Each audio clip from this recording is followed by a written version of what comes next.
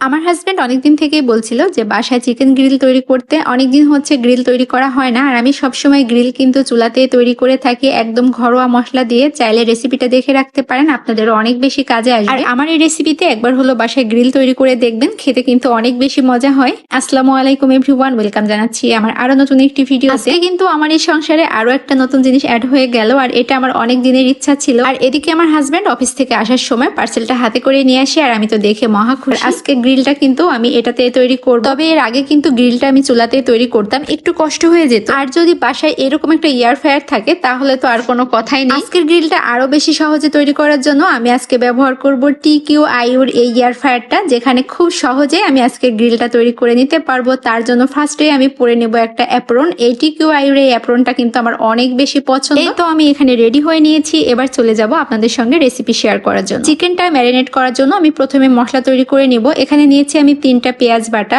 1 চা চামচ নিয়েছি আমি এখানে রসুন বাটা, 1 চা চামচ নিয়েছি আদা বাটা, 4 টেবিল চামচ নিয়েছি আমি এখানে টক। এখানে মরিচের গুঁড়া দিয়েছি আমি 2 টেবিল চামচ। আমার কাছে চিকেনটা একটু স্পাইসি খেতে ভালো লাগে, আপনাদের কাছে যদি না লাগে কমিয়ে বাড়িয়ে দিতে পারেন। 1 টেবিল চামচ দিয়েছি জিরা গুঁড়া, 1 টেবিল চামচ দিয়েছি ধনিয়া গুঁড়া, 2 থেকে 3 চা চামচের মতো দিয়েছি এখানে টমেটো সস। আর গরম মশলার গুঁড়া দিয়েছি আমি 1 চা চামচ। তবে গরম মশলার গুঁড়ার জায়গায় আমি সবসময় কাবাব মশলাটা দিয়ে থাকি, সেটা হাতের কাছে ছিল না, এই জন্য গরম মশলা গুঁড়া দিয়েছি। এখানে 1 টেবিল চামচ দিয়েছি আচার, মানে যে কোনো টক আচার দিতে পারে। দিয়েছি স্বাদ মতো লবণ, আর দিয়েছি 1 চা চামচ সয়া সস। তবে সয়া সসের পরিমাণটা একটু বুঝে দিবেন, যেহেতু সয়া সসে লবণ দেয়া থাকে। আর একটা লেবুর একটা স্লাইস দিয়ে দিয়েছি একটু চিপে, মানে লেবুর রসটা দিয়ে দিয়েছি।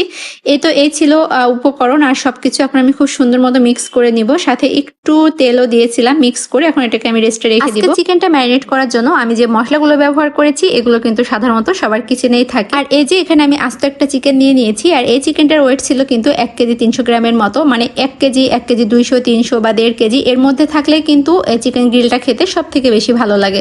আর যদি ওয়েটটা একটু বেশি হয়ে যায় সেক্ষেত্রে খেতে আমার কাছে মনে হয় খুব একটা বেশি ভালো লাগে না। আমি হচ্ছে চিকেনটাকে ফার্স্টে চিকেনের যে বুকের মাংসটা আছে সেটাকে একটু কেটে নিয়েছি, এতে করে মশলাটা ভিতরে খুব সুন্দর মতো। এরপরে আমি যে মশলাটা রেডি করে রেখেছিলাম এটাকে এখন চিকেনের গায়ে খুব সুন্দর মতো মাখিয়ে নেব। এক কথায় ম্যারিনেট করে এটাকে আমি 3 ঘন্টার মতো রেস্টে রেখে দিব। হাতে যদি একদমই সময় না থাকে কম করে হলো 2 ঘন্টা রাখার চেষ্টা করবেন, তাহলে কিন্তু এই গ্রিলটা খেতে অনেক বেশি মজা হয়।